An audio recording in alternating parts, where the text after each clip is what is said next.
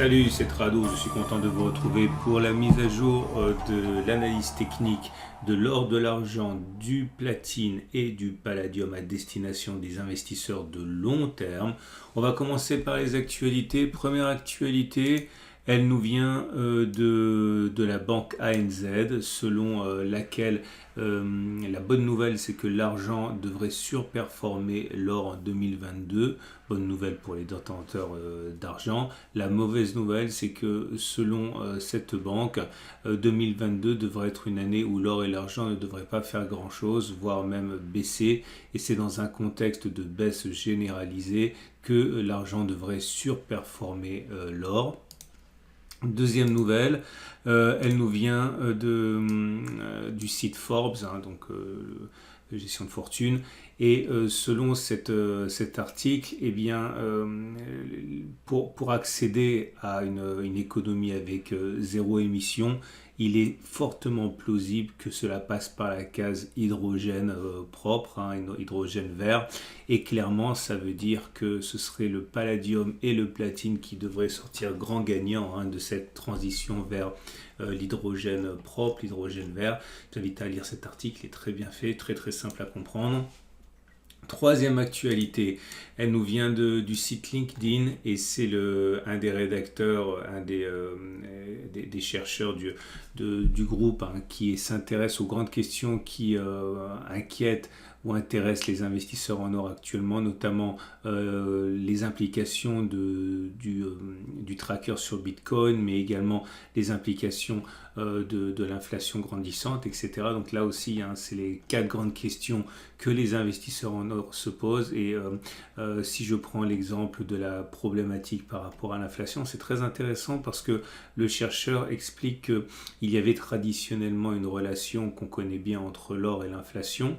Ok, clairement, lorsque l'inflation s'accélère, l'or voit son prix augmenter, ça n'a pas été démenti, mais il explique également que depuis les années 90, il y a une corrélation encore plus forte qui semble se dessiner et elle est liée mais pas complètement superposable, c'est la corrélation entre l'or et la masse monétaire.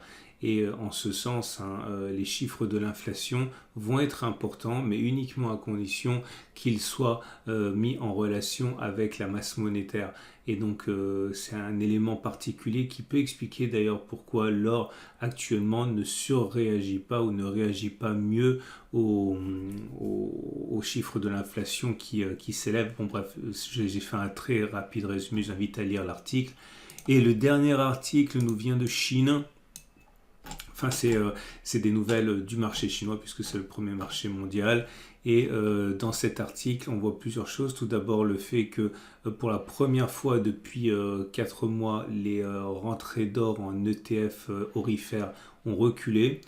Alors que, et là aussi c'est assez intéressant, la demande d'or du grand public, pas des investisseurs, là, a augmenté sur un pic de 4 mois. Donc on ne peut pas en déduire quoi que ce soit pour l'instant, mais en tout cas il y a quelque chose à suivre. Alors d'un côté, du côté de l'or d'investissement en Chine et du côté de l'achat d'or réel. Bref, je vous rappelle que tous ces articles sont en anglais, mais que tous ces articles se traduisent très très bien avec des logiciels que vous avez dans votre navigateur de recherche. Donc c'est très facile, vous avez les liens directement sur mon site et pour aller sur mon site, vous avez le lien en dessous de cette vidéo. Si on passe à l'analyse de l'or et de l'argent et des platinoïdes à proprement parler, avec l'or en euros qui est vraiment à un souffle maintenant de revenir sur sa zone d'accumulation rationnelle, 1560-1567 pour être une zone intéressante pour acheter quelques pièces d'or ou quelques grammes d'or ou quelques lingots si vous en avez les moyens.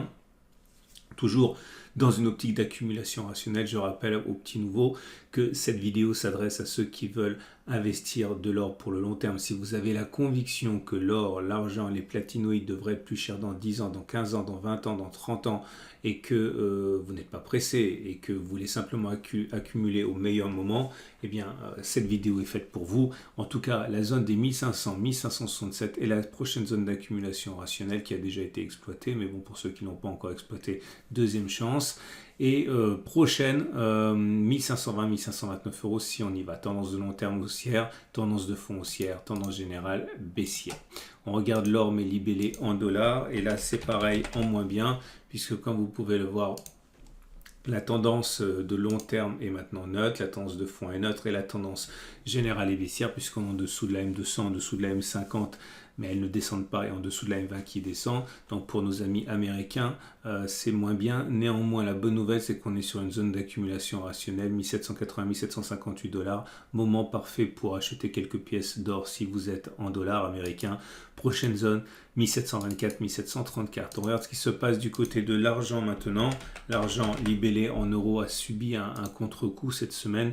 Mais la bonne nouvelle aussi, c'est que ceux qui n'ont pas eu l'occasion d'acheter sur la zone d'accumulation rationnelle lors de l'attaque baissière à 19,7, c'était il y a une semaine, eh bien, ont une deuxième chance pour le faire maintenant à un prix encore meilleur. On voit que le rebond semble se dessiner.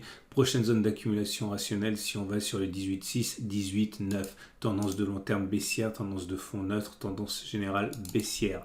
L'argent libellé en dollars, ça c'est bien parce que j'avais dit la semaine dernière qu'il valait mieux attendre un petit peu si on était un investisseur américain, puisque on était entre deux eaux, entre une résistance ici à 22,5, 22,6 et le support 21,4, 21,9. Ça y est, c'est fait, on vient de toucher le support 21,4, 21,9. Donc si vous voulez acheter quelques pièces en argent et que vous êtes américain, vous êtes sur une zone d'accumulation rationnelle. Prochaine zone d'accumulation rationnelle, le gros support 23, 21,3 ici, qui est un support très important de moyen terme. On regarde maintenant ce qui se passe au niveau des platinoïdes. On commence par le platine en euros et là aussi bonne nouvelle, on revient sur la zone d'accumulation rationnelle des 812-822, zone sur laquelle les investisseurs de long terme peuvent envisager d'accumuler un petit peu de platine. La tendance de long terme est baissière, la tendance de fond est baissière, la tendance générale est baissière également. Zone d'accumulation rationnelle, si on va sur les 795, 768 euros. Pour le platine, mais libellé en dollars, c'est la même chose. Attaque baissière en cours. Mais là aussi, bonne nouvelle en ce sens qu'on est revenu sur la zone de support majeur des 943-908 dollars. Zone sur laquelle nos amis américains peuvent éventuellement investir s'ils sont en dollars. Et on termine avec le palladium en euros pour débuter. Et bon, c'est la même chose, nous avons une attaque baissière, mais cette attaque baissière nous permet de revenir sur le support majeur 1350-1345, zone d'accumulation rationnelle si vous voulez acheter du palladium en euros, zone de tendance de long terme baissière, tendance de fond baissière, tendance générale baissière. On n'a pas besoin de la M7, mais clairement la tendance immédiate n'est plus haussière non plus puisqu'on est en dessous. Et on finit avec le palladium, mais en dollars. Et en fait, on a de la chance. Si on croit à tous ces métaux précieux sur le long terme, on est vraiment sur des zones qui peuvent intéresser. On a encore touché le support des 1709, 1749. C'est une zone d'accumulation rationnelle. Prochaine zone d'accumulation rationnelle, si on y va, 1646, 1499 dollars. Et c'en est terminé de ce tour d'horizon des métaux précieux. Je vous souhaite une excellente semaine. Je vous invite, si vous ne l'avez pas encore fait, à découvrir les offres de Noël de mon partenaire aucoffre.com. Il suffit de se rendre sur mon site, dont vous avez l'adresse en dessous de la vidéo. Vous cliquez sur l'offre spéciale Tradosorien. Ça, c'est pour ceux qui voudraient offrir un quart de verre à Valor pour Noël, par exemple. Sachez que vous le payerez moins cher en passant par mon site avec une réduction de 11% de la prime. Mais surtout, si vous voulez offrir des coffrets de Noël, il y a les offres ici spéciales avec des pièces, des bijoux, des coffrets, etc. Si vous voulez offrir un cadeau qui a du sens, n'hésitez pas. Je vous souhaite une excellente journée. Si vous avez aimé, merci pour le petit like. Si vous avez vraiment aimé, merci de vous abonner à ma chaîne YouTube. Vous avez la mise à jour qui arrive mercredi.